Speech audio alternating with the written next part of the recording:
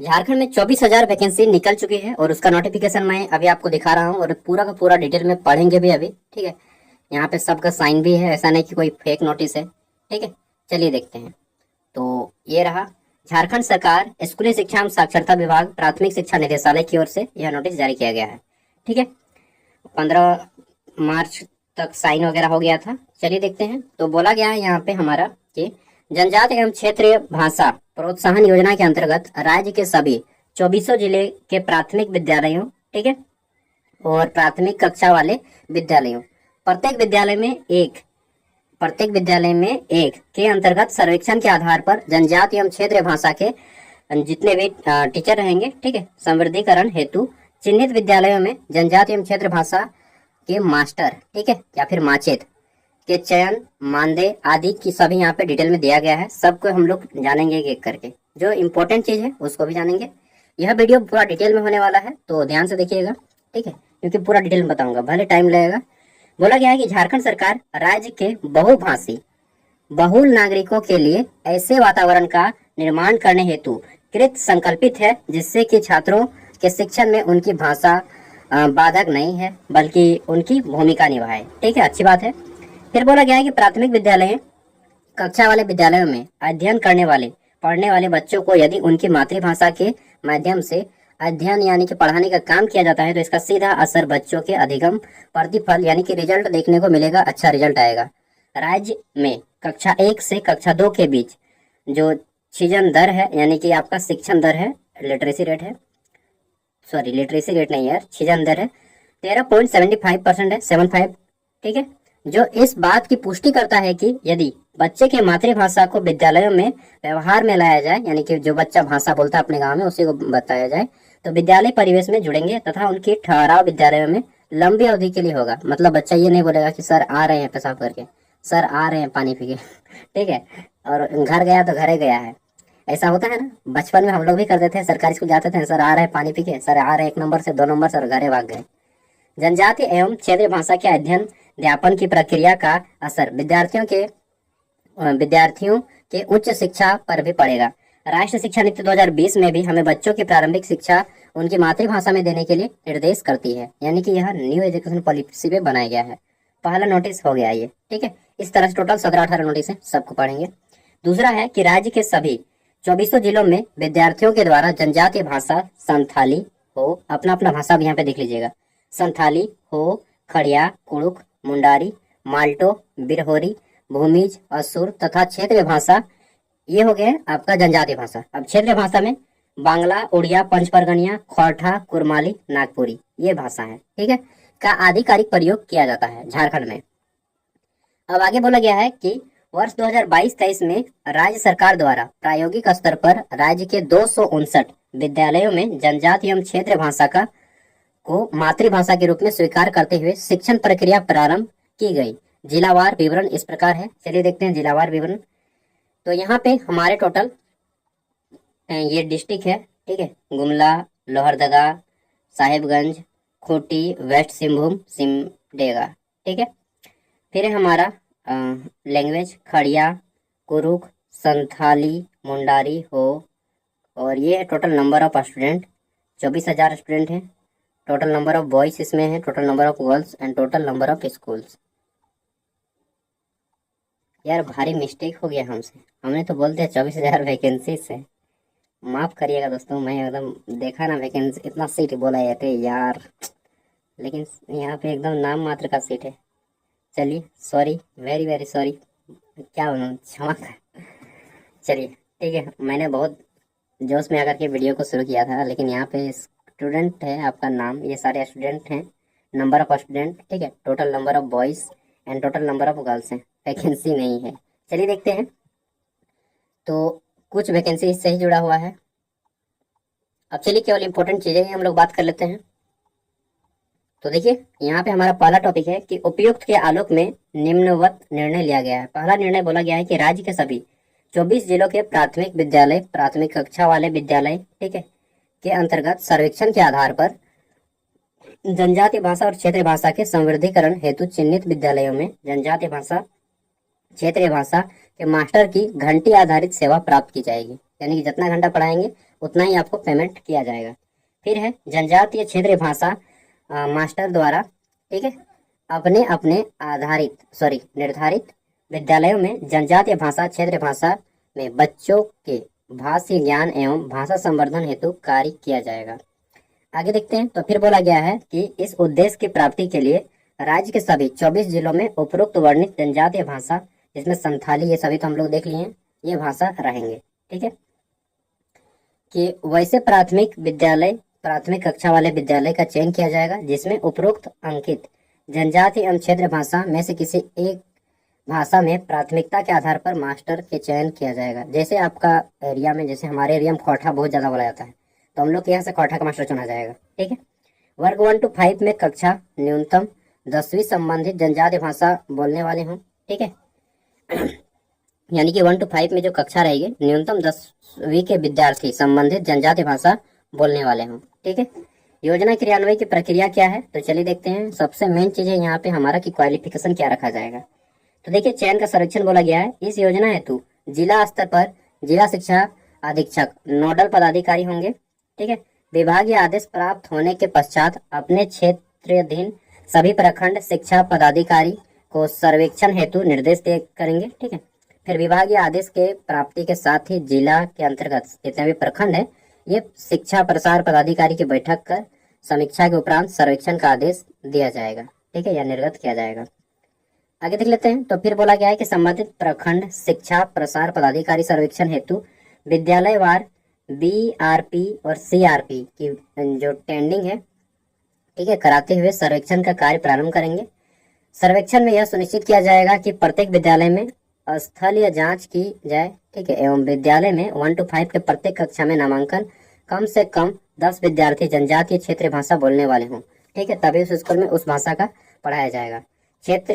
सर्वेक्षण के क्रम में विद्यार्थियों द्वारा उपयोग की जाने वाली जनजातीय भाषा क्षेत्रीय भाषा को भी चिन्हित करेंगे, जिसके आधार पर चिन्हित भाषा या जो भी रहेगा उसके मास्टर का चयन किया जाएगा, ठीक है।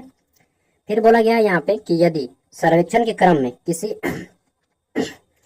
किसी विद्यालय में एक से अधिक जनजातीय भाषा बोली जाती है, मान लीजिए आपके इलाके में बांग्ला भी बोला जाता है, खोटा भी बोला जाता है, चाहे नागपुरी चाहे कुरमाली कोई भी बोला जाता है, या संथाली भी बोला जाता है, तो कक्षा 1 to 5 में प्रति 10 विद्यार्थी के मानक के आधार पर संख्या मान्य होगी।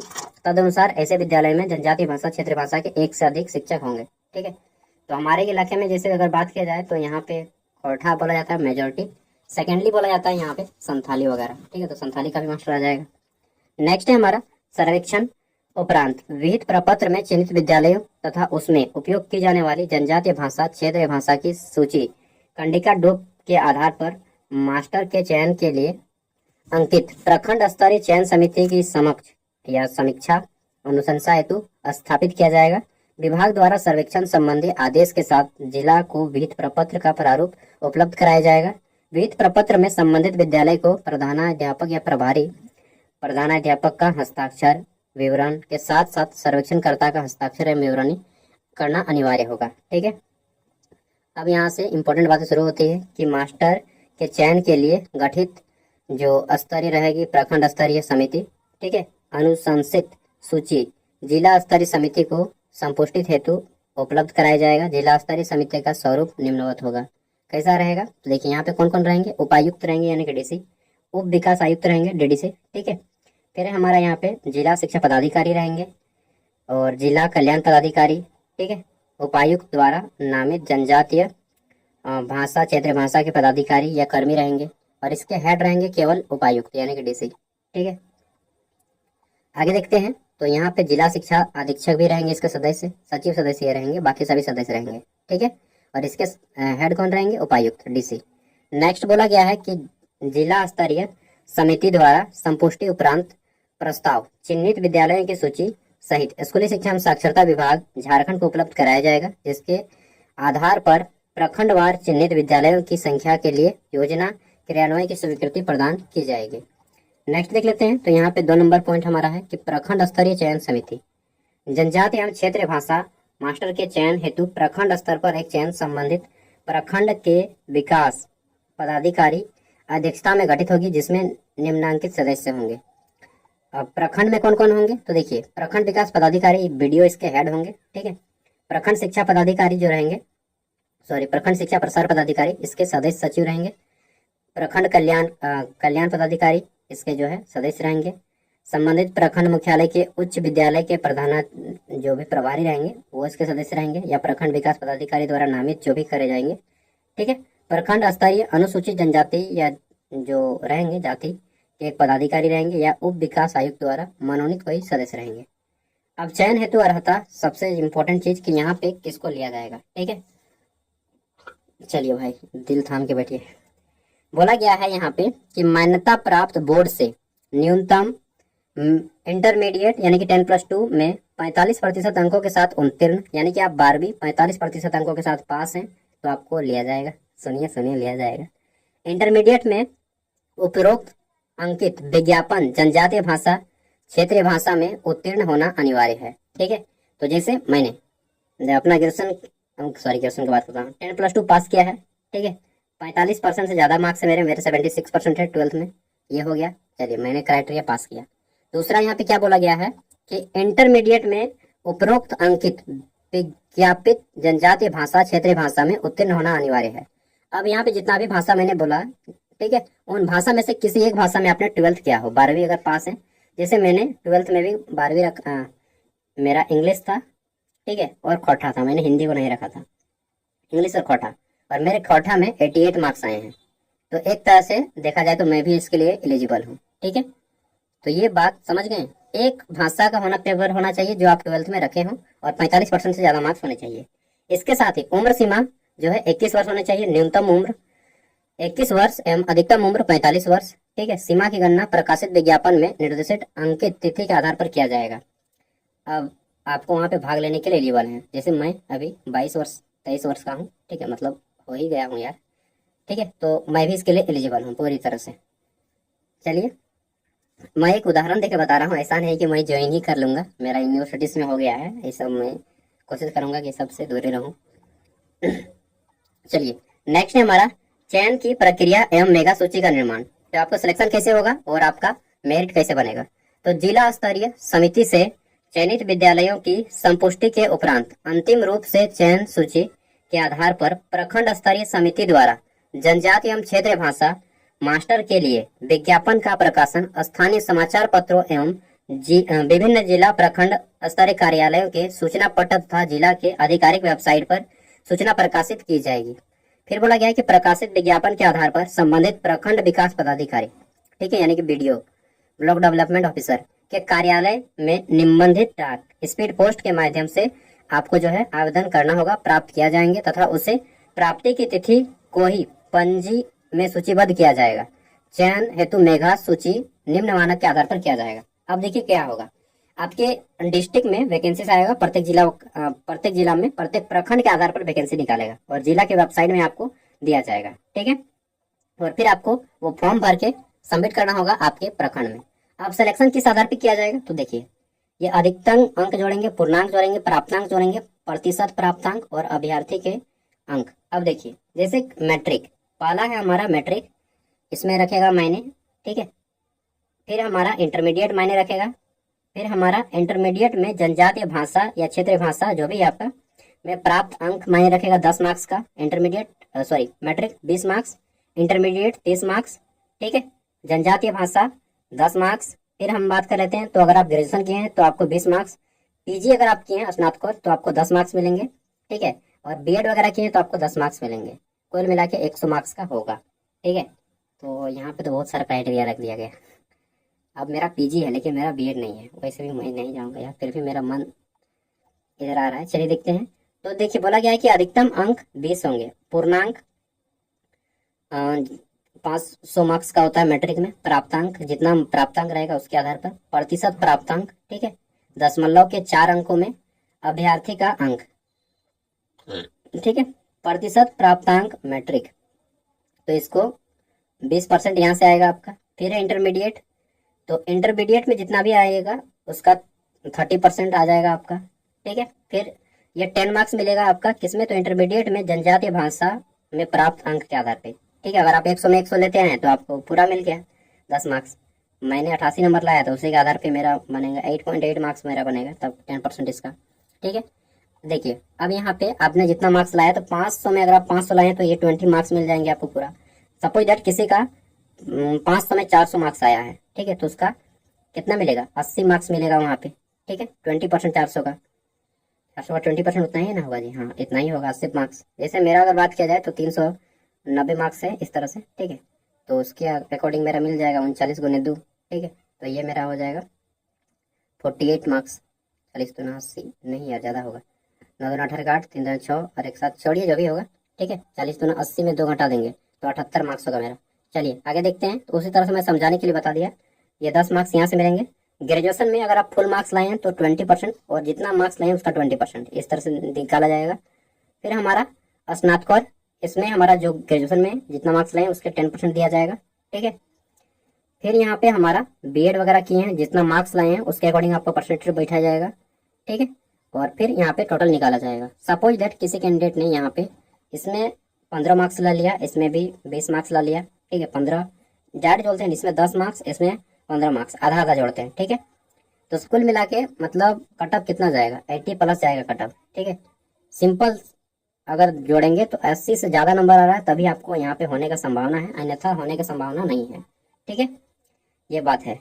अब देख लेते हैं, तो यहाँ पे बोला गया है कि अधिकतम प्राप्तांक वाले आवेदकों का चयन, अधिकतम प्राप्तांक जो ज्यादा स्कोर किए होंगे, ठीक है, आवेदकों का चयन किया जाएगा तथा एक से ज्यादा आवेदन के द्वारा, अगर आप एक से ज्यादा आवेदन करते हैं, एक से ज्यादा आवेदक के द्वारा समान अंक प्राप्त करने की स्थिति में कक्षा 12 में जनजातीय भाषा क्षेत्रीय भाषा में अधिकतम अंक प्राप्त करने वाले आवेदकों को प्राथमिकता दी जाएगी। ठीक है, मान लीजिए एक से ज्यादा आवेदक के समान मार्क्स आ गए, इस दो आदमी का 78 मार्क्स आ गया, तब क्या करेंगे, तो उस स्थिति में बोला गया है कि 12वीं कक्षा में जो आपका जनजातीय भाषा है, ठीक है, उसमें जो ज्यादा मार्क्स लाएगा उसको यहाँ पे लिया जाएगा।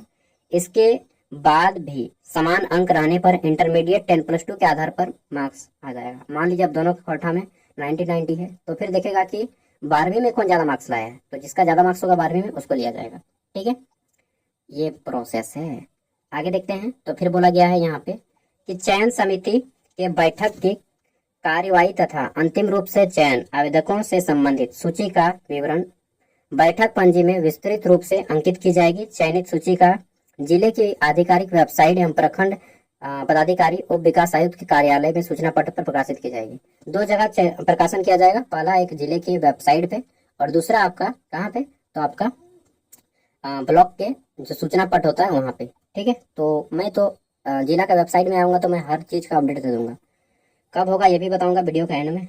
फिर बोला गया है कि अपीलीय प्राधिकार, तो प्रखंड चयन समिति द्वारा चयनित सूची के प्रकाशन के 15 दिनों के अंदर अभ्यर्थियों को अपील का अधिकार प्राप्त होगा। अपील हेतु जिला स्तर पर जिला शिक्षा अधीक्षक समक्ष प्राधिकार होंगे। अभ्यर्थी द्वारा इस हेतु अपना आवेदन लिखित रूप से निबंधन स्पीड पोस्ट के माध्यम से जिला शिक्षा अधीक्षक के कार्यालय को प्रेषित करना होगा। जिला शिक्षा अधीक्षक यानी कि कार्यालय ऑफिस में अपील से संबंधित प्राप्त आवेदनों को पंजीकृत करना होगा। जिला शिक्षा अधीक्षक द्वारा 15 दिनों के अंदर प्राप्त अपील के संबंध में आवश्यक निर्णय लेते हुए संबंधित जानकारी प्रखंड चयन समिति को प्रेषित की जाएगी। तदनुसार प्रखंड चयन समिति द्वारा संशोधित सूची प्रकाशित की जाएगी। अगर आपका कुछ गलती मिस्टेक वगैरह हो जाता है तो 15 दिन का टाइम दिया जाएगा। ठीक है, फिर बोला गया है कि जिला शिक्षा अधीक्षक द्वारा प्राप्त अपील लिए गए निर्णय की सूचना कंडिका 5 में गठित समिति के समक्ष सूचनार्थ उपस्थित करेंगे। ठीक है, आगे देखते हैं, तो चयन की संपुष्टि बोला गया है। देखिए बोला गया है कि प्रखंड, एक मिनट है, हाँ, प्रखंड स्तरीय चयन समिति द्वारा चयन की पूर्ण प्रक्रिया तथा अंतिम रूप से चयनित आवेदकों की सूची को जिला शिक्षा अधीक्षक के संपुष्ट करना अनिवार्य होगा। ठीक है, तो यहाँ पे मेन काम जो है जिला लेवल का हो जाता है। अगला हमारा योगदान की प्रक्रिया, तो चयन सूची के प्रकाशन के उपरांत चयनित मास्टर को 1 माह के अंदर विहित प्रपत्र में संबंधित विद्यालय के प्रबंध समिति के अध्यक्ष के पास अपना योगदान समर्पित करना होगा। मानदेय की अब बात कर लेते हैं, कितना आपको दिया जाएगा सैलरी वगैरह। तो मानदेय में बोला गया है कि संबंधित मास्टर को विभाग द्वारा निर्धारित प्रत्येक शिक्षण कार्य दिवस में, ठीक है, प्रत्येक जय दिन आप पढ़ाएंगे स्कूल में, उसके आधार पे अलग अलग कक्षाओं में अधिकतम 3 घंटे के अध्ययन से संबंधित जनजाति क्षेत्र भाषा को प्रोत्साहन करना होगा, जिसके आधार पर प्रशिक्षण यानी कि प्राथमिक शिक्षा बीएड को प्रत्येक घंटे के रूप में 200 रुपये, ठीक है, मैक्सिमम आप 3 घंटे पढ़ा सकते हैं। और अगर आप बीएड किए तो आपको 200 रुपये, ठीक है, के हिसाब से अधिकतम एक दिन में 600 रुपया दिया जाएगा। अगर आप 3 घंटा पढ़ाते हैं तो डेली 600 का बनेगा, मान के चलिए डेली 600 आप कमा लीजिएगा, ठीक है। तथा अप्रशिक्षित जो रहेंगे, मान लीजिए जैसे मैं बीएड नहीं किया हूँ, केवल एमए हूँ, मास्टर इन पब्लिक एडमिनिस्ट्रेशन, तो यहाँ पे बोला गया है कि अप्रशिक्षित प्रेरक को प्रत्येक घंटे के 120 रुपए की दर से अधिकतम 360 रुपया दिया जाएगा। अरे यार इतना कम, 360 टका है, दिन भर में 360 रुपया कितना होगा जी? 360 रुपया 12,000 महीना का भी नहीं होगा, 10,000 रुपया के आसपास आएगा। 300 अगर जोड़ते हैं तो 9,000 होता है, और इधर 6 बार 6 1800, ठीक है, मतलब 11,000 के आसपास होता है मात्र। जी कितना कम दे रहा है। अगर बीएड नहीं किए हैं तो यहाँ पे मतलब बीएड नहीं किए हैं तो उससे अच्छा हम नहीं पढ़ा सकते हैं, क्या बात करते हैं। चलिए सरकार की नीति ऐसा है तो चलिए मौका तो दिया है यार बिना बीएड वालों को, मतलब एक बार बीएड कर लिए तो हम डायरेक्ट पीजीटी टीचर, और नहीं किए तो कुछ भी नहीं।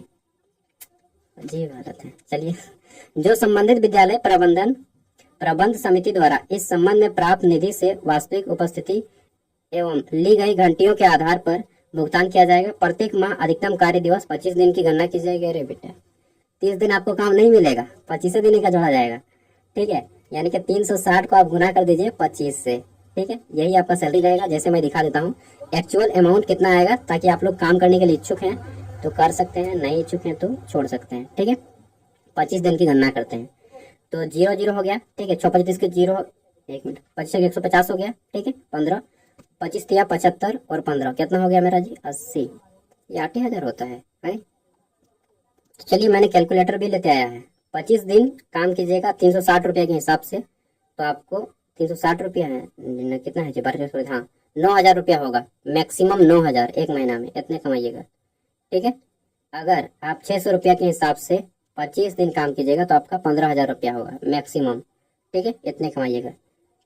और इसमें भी आपका सीएल वगैरह रहेगा, छुट्टी वगैरह रहेगा, कुल मिला के 5-6 हज़ार रुपया होगा कुल मिला के वही प्राइवेट स्कूल वाला गुस्सा दिया, कॉन्ट्रैक्ट बेसिस से भी कम दे रहा है, कॉन्ट्रैक्ट में तो 20,000 के आसपास मिलता है, ठीक है।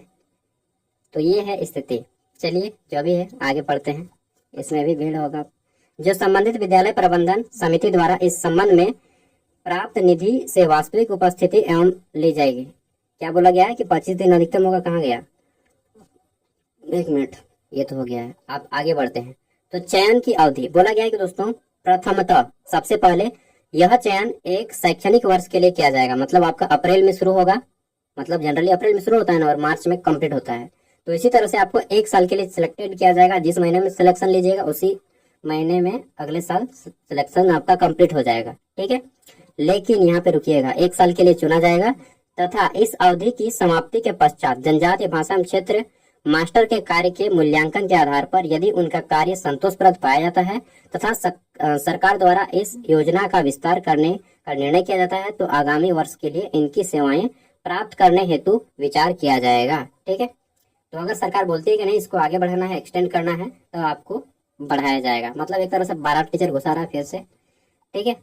फिर है हमारा अनुशासनात्मक कार्रवाई, अनुपस्थिति, कदाचार, असंतोषजनक कार्यपाल आदि समरूप कारणों के कारण के आधार पर संबंधित प्रखंड स्तरीय चयन समिति के स्तर से कारण परीक्षा की जाएगी। अगर आपका मतलब बहुत ज्यादा एब्सेंट मारते हैं या फिर वहाँ पे अच्छा से ढंग से आप अनुशासन में नहीं रहते हैं, ठीक है, ऐसी स्थिति में जो है आपका रिपोर्ट बनाया जाएगा और प्रखंड स्तर चयन समिति के स्तर से कारण परीक्षा की जाएगी तथा प्राप्त स्पष्टीकरण जो क्लियरेंस रिपोर्ट मिलेगा आपका पक्ष के आधार पर उन कारणों को अभिलिखित करते हुए मानदेय में कटौती तथा प्राप्त की गई सेवा से मुक्त किए जाने आदि के संबंध में निर्णय लेने हेतु सक्षम प्राधिकार प्रखंड स्तरीय चयन समिति होगी, ये भी बोला गया है, ठीक है। तो आपको निकाल भी सकते हैं अगर आप यहाँ पे अच्छे से रूल रेगुलेशन नहीं फॉलो कीजिएगा।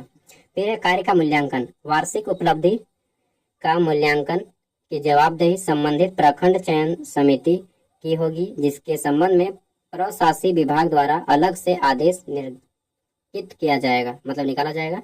फिर बोला गया है कि इस योजना के क्रियान्वयन हेतु झारखंड शिक्षा परियोजना परिषद नोडल एजेंसी के रूप में कार्य करेगी, ठीक है। तो यह इसका नोडल एजेंसी है, कौन है? झारखंड शिक्षा परियोजना परिषद नोडल एजेंसी रहेंगे। 14 नंबर पॉइंट है यहाँ पे, इस योजना पर कुल अनुमानित वार्षिक व्यय का निर्धारण अंतिम रूप से चिन्हित विद्यालयों की संख्या के आधार पर किया जाएगा, जिसका भुगतान राज्य योजना निधि से किया जाएगा। जहां से सबको सैलरी मिलती है वहीं से आपको भी सैलरी मिलेगा। नेक्स्ट है हमारा स्कूली शिक्षा एवं साक्षरता विभाग झारखंड द्वारा इस योजना के क्रियान्वयन हेतु राज्य योजना बजट में शीर्ष स्थापित करने एवं स्थापित बजट शीर्ष के अंतर्गत राशि प्रावधान करने की कार्रवाई की जाएगी। निर्गत तिथि से यह संकल्प प्रभावी होगा। आगे देखते हैं। तो फिर बोला गया है कि उपयुक्त वर्णित निर्णय के अंतर्गत योजना क्रियान्वयन की स्वीकृति प्रदान की जाती है। ठीक है। 17 नंबर पॉइंट में बोला गया है कि प्रस्ताव पर मंत्रिपरिषद की स्वीकृति विभागीय संलेख संख्या 323 दिनांक 12 मार्च 2024 के क्रम में मंत्रिपरिषद की बैठक 12 मार्च 2024 में मद संख्या 23 में की गई है। मतलब ये सब कुछ कर लिया गया है। ठीक है। आदेश दिया जाता है कि इससे झारखंड राजपत्र के आगामी अंक में जन साधारण की जानकारी हेतु प्रकाशित कराया जाए। इसकी जो प्रतिलिपि महालेखाकार लेखा एवं हक झारखंड रांची एवं अन्य सभी संबंधित पदाधिकारी को उपलब्ध कराया जाए। ठीक है। सब डिस्ट्रिक्ट में पहुंच चुका है।